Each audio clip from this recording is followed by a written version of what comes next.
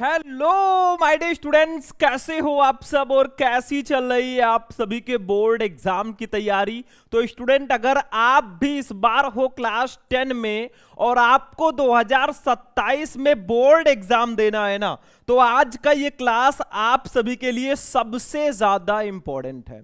अगर आपका भी टारगेट है कि इस बार टॉपर स्टूडेंट की तरह मैं भी क्लास 10 हिंदी में 70 में 70 लेकर आऊं, तो ये वीडियो आपके लिए सबसे ज्यादा इंपॉर्टेंट होने वाला है, क्योंकि इस वीडियो में मैं आपको हिंदी का 100% फिक्स टॉपिक बताने वाला हूं।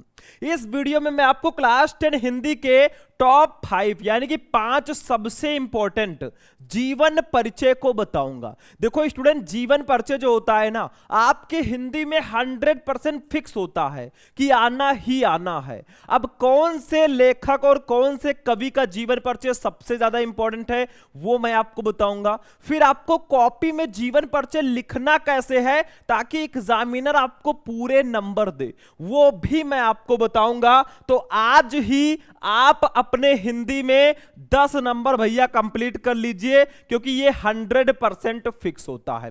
और जो जीवन परिचय मैं आपको बताऊंगा हर साल आपके बोर्ड में पूछे जाते हैं। आप पिछले साल के पेपर उठाकर देख लेना, यही जीवन परिचय बार बार रिपीट होते हैं। और जैसा मैं बताऊंगा ऐसे लिखोगे तो पूरे नंबर मिलेंगे। तो चलिए स्टार्ट करते हैं। वीडियो को आप लोग फटाफट लाइक कर देना, चैनल को सब्सक्राइब कर लेना भैया, ताकि पूरे साल ऐसे ही मैं आपको पढ़ाता रहूं। तो चलिए स्टार्ट करते हैं। सबसे पहले बच्चों ये जान लेते हैं कि क्लास 10 हिंदी में वो टॉप 5 जीवन परिचय कौन से हैं। 5 ऐसे कौन से जीवन परिचय हैं जो आपके बोर्ड एग्जाम में बार बार आते हैं, वही बार बार रिपीट होते हैं भैया। बस ये 5 जीवन परिचय पढ़ लो, आपका 10 नंबर बिल्कुल कंप्लीट है, कोई नहीं काट सकता 10 नंबर। अब ये 5 जीवन परिचय जो है, देखो ध्यान से, पहले मैं लेखक का बता देता हूं, फिर कवियों का मैं बताऊंगा। भाई अगर आपने टारगेट बना लिया है ना कि 2027 में हमें टॉपर बनना है, तो खुद को झोंक दो भैया, मेहनत करो और एक दिन नाम करो आप भी टॉपर स्टूडेंट की तरह, अपने मम्मी पापा को प्राउड फील कराओ, इतना मेहनत कर दो। तो सबसे पहले लेखकों में आप पढ़ लेना आचार्य रामचंद्र शुक्ल जी का जीवन परिचय। देखो मित्रता जो चैप्टर है भैया, आचार्य रामचंद्र शुक्ल जी ने ही लिखा है, ये उसके लेखक हैं। तो आचार्य रामचंद्र शुक्ल जी का जीवन परिचय आपको जरूर पढ़ना है, क्योंकि ये बार बार आपके बोर्ड एग्जाम में पूछे जाते हैं।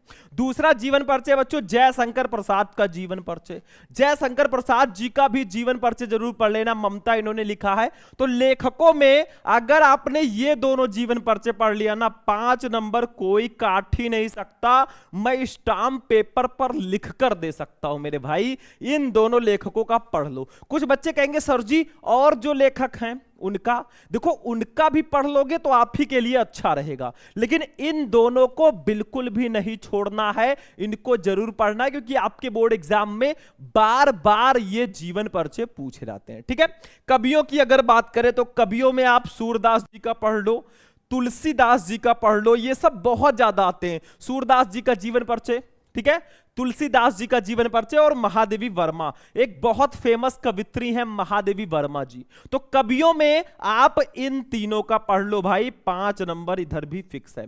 मतलब लेखकों में रामचंद्र शुक्ल और जयशंकर प्रसाद, इन दोनों का जीवन परिचय आपको जरूर पढ़ना है। कोई कुछ भी कहे, आप ये कहिए भाई मैं पढ़ूंगा ही पढ़ूंगा, ठीक है। और कवियों में आप सूरदास, तुलसीदास, महादेवी वर्मा, इनका साहित्यिक परिचय, इनका जीवन परिचय पढ़ लेना, ठीक है। बाकी जीवन परिचय आपको कॉपी में लिखना कैसे है, अब वो मैं आपको बताने वाला हूं। देखो 5 जीवन परिचय मैंने बता दिया, किसी एक का जीवन परिचय मैं आपको लिखकर बताऊंगा कि कैसे आपको जाकर बोर्ड एग्जाम की कॉपी में लिखना है, और आप इसको डायरेक्टली याद कर लोगे भैया ना, तो आपका समझ लीजिए 5 नंबर फिक्स है। क्योंकि जिस लेखक का मैं जीवन परिचय बताने वाला हूं भैया ना, बहुत फेमस लेखक हैं और ये आपके बोर्ड एग्जाम में आएंगे ही आएंगे। तो चलिए देखते हैं भैया किसका जीवन परिचय हम पढ़ने वाले हैं? तो स्टूडेंट इस वीडियो में हम पढ़ेंगे भैया जयशंकर प्रसाद जी का जीवन परिचय। आखिर कैसे आप जयशंकर प्रसाद जी का जीवन परिचय लिखोगे भैया? आपके सामने है जयशंकर प्रसाद जी, बहुत ही फेमस कवि हैं। इनका जीवन परिचय मैं आपको लिखना बता देता हूं। आपको करना क्या है भाई, जीवन परिचय लिखना है और उसके बाद में इनकी रचनाएं लिख देनी है। देखो इनकी रचनाएं लिख देनी है, 5 नंबर आपको मिल जाएगा। तो जीवन परिचय में क्या लिखना होता है भाई? अरे इनका जन्म कब हुआ, कहां हुआ, माता पिता, शिक्षा दीक्षा, मृत्यु, यही सब तो लिखना है। मतलब इनकी जीवनी, इनकी बायोग्राफी। तो देखो जीवन परिचय, श्री जयशंकर प्रसाद जी का जन्म सन 1889 ईस्वी में काशी के एक प्रसिद्ध सुघनी साहू परिवार में हुआ था। मतलब जयशंकर प्रसाद जी का जो जन्म है सन 1889 ईस्वी में काशी के एक प्रसिद्ध सुघनी साहू परिवार में हुआ था। इसका पीडीएफ अगर आप लोगों को चाहिए भैया ना, तो आप लोग नंबर नोट कर लीजिए मेरा 9918332305। इस नंबर पर कांटेक्ट कर लेना, व्हाट्सएप करना, मिल जाएगा। ठीक है, आगे देखो, इनके पिता बाबू देवी प्रसाद काशी के एक प्रतिष्ठित और धनाढ्य व्यक्ति थे। मतलब जयशंकर प्रसाद जी के पिताजी जो हैं देवी प्रसाद जी, वो काशी के एक प्रतिष्ठित और धनाढ्य व्यक्ति थे। मतलब काफी पैसे वाले थे, समझ लो, मोटी पार्टी थी।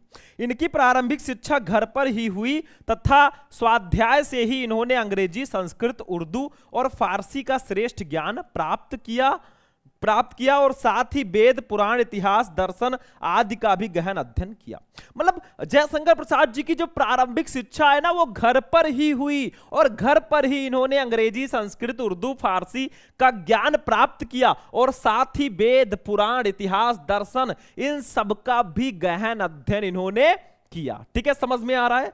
आगे देखो, माता पिता तथा बड़े भाई की मृत्यु हो जाने पर इन्होंने व्यवसाय और परिवार का उत्तरदायित्व तो संभाला ही था। मतलब इनके माता पिता की जो है डेथ हो गई, असामयिक मृत्यु हो गई, उसके बाद इनके बड़े भाई की भी भाई मृत्यु हो गई। सोचो, दुखों का पहाड़ टूट पड़ा। जो हंसता खेलता फैमिली था ना, वो अब दुखों के पहाड़ में डूब गया। ठीक है, आगे देखो, जैसे ही इन्होंने उत्तरदायित्व संभाला ही था कि युवावस्था के पूर्व ही भाभी और एक के बाद दूसरी पत्नी की मृत्यु से इनके ऊपर विपत्तियों का पहाड़ टूट पड़ा। मतलब इनके मम्मी पापा की डेथ हुई, फिर इनके बड़े भाई की डेथ हो गई। उसके बाद जैसे ही इन्होंने थोड़ा बहुत संभाला घर को, इनकी भाभी की मृत्यु हो गई। भाभी के बाद इनकी पत्नी की भी मृत्यु हो गई। सोचो, जब दुख आता है भाई ना, चारों ओर से आता है। ठीक है, आगे देखो, फलता वैभव के पलने में झूलता इनका परिवार ऋण के बोझ से दब गया। मतलब लोन, ऋण, ठीक है, कर्जे से वो दब गए। इनको विषम परिस्थितियों से जीवन भर संघर्ष करना पड़ा, लेकिन इन्होंने हार नहीं मानी और निरंतर साहित्य सेवा में लगे रहे। मतलब जयशंकर प्रसाद जी ने हार नहीं मानी और लगातार साहित्य सेवा में ये लगे रहे। क्रमशः प्रसाद जी का शरीर चिंताओं से जर्जर होता गया और अंततः ये क्षय रोग से ग्रस्त हो गए भैया। और 14 नवंबर 1937 ईस्वी को केवल 48 वर्ष की आयु में ही हिंदी साहित्यकाश में रिक्तता उत्पन्न करते हुए इन्होंने इस संसार से विदाई ले ली। ठीक है, बहुत जल्दी 48 साल की एज में। स्क्रीनशॉट ले लो, पहले इनका स्क्रीनशॉट ले लो, फिर इसका स्क्रीनशॉट ले लो। ठीक है, अब रचनाएं देख लो भाई। रचनाएं क्या है, बढ़िया से खूब प्यारा सा हेडिंग डालना और लिखना रचनाएं। देखो इनकी प्रमुख रचनाएं निम्न है, देखो ध्यान से। जैसे काव्य में कौन कौन सी रचना है? आशु, कामायनी, झरना, ये इनकी काव्य रचनाएं हैं। उपन्यास में क्या क्या लिखा है, ऐसे बढ़िया हेडिंग डाल डाल के लिखना। उपन्यास में कंकाल, इरावती, तितली, ये इनकी रचनाएं हैं। कहानी में आंधी, इंद्रजाल, छाया, ये इनकी रचनाएं हैं। नाटक में चंद्रगुप्त, स्कंदगुप्त, ये इनकी रचनाएं हैं। ठीक है, तो आपका 5 नंबर भाई फिक्स हो गया। जयशंकर प्रसाद जी का जीवन परिचय भी मैंने बता दिया बच्चों। तो आपसे मैं एक ही बात कहना चाहूंगा, ध्यान से समझो। ऐसे लिख कर आओगे तो आपको 5 में 5 तो मिलेंगे ही, लेकिन मैं आपसे रिक्वेस्ट ये करूंगा कि आप इन तीनों लेखक और इन पांचों मतलब लेखक और कवियों का जीवन परिचय पढ़ लो भाई। 10 नंबर आपका फिक्स है। कैसे लिखना है वो तरीका भी मैंने आपको बता दिया है। अगर आप चाहते हो ना कि जितने भी लेखक हैं, जितने भी कवि हैं, सबका साहित्यिक परिचय मैं एक ही वीडियो में लेकर आऊं, तो आप लोग क्या करना, इस वीडियो को ज्यादा से ज्यादा लाइक कर देना, चैनल को सब्सक्राइब करके रखना भाई, ताकि आपको ऐसी क्लासेस मिलती रहे। बाकी चलते हैं, हम फिर आपसे मिलेंगे किसी नेक्स्ट वीडियो में, नेक्स्ट इंपॉर्टेंट क्लास में। तब तक के लिए जय हिंद।